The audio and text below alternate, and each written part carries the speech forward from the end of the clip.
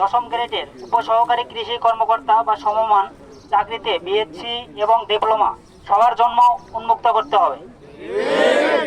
BSc পরীক্ষা ব্যতীত কোনোভাবেই, বিসিএস ব্যতীত কোনোভাবেই কৃষি সম্প্রসারণ কর্মকর্তা নবম গ্রেড এ যোগদান করতে পারবে না।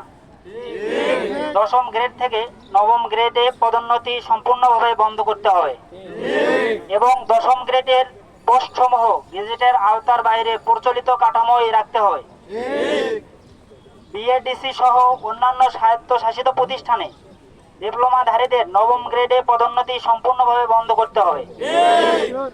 প্রচলিত ভর্তি পরীক্ষার নিয়ম ছাড়া কোনোভাবেই পাবলিক বিশ্ববিদ্যালয়ে অধ্যয়নরত সুযোগ রাখা যাবে না।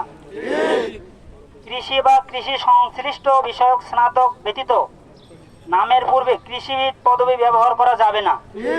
এ বিষয়ে সরকারি প্রজ্ঞাপন জারি করতে হবে।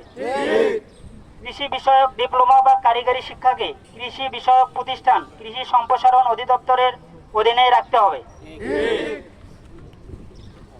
উল্লেখ্য যে 2018 সালে তারা আওয়ামী লীগ ফ্যাসিস্ট সরকারের সাথে লবিং এর মাধ্যমে 11তম গ্রেড থেকে 10ম গ্রেডে পদায়ন পায়।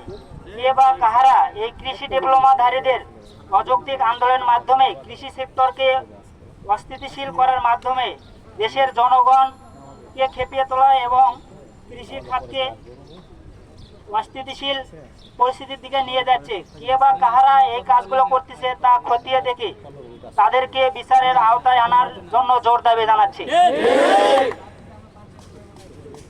আমাদের পরবর্তী কার্যক্রম আমরা অনলাইনের মাধ্যমে জানিয়ে দেব। সবাইকে ধন্যবাদ।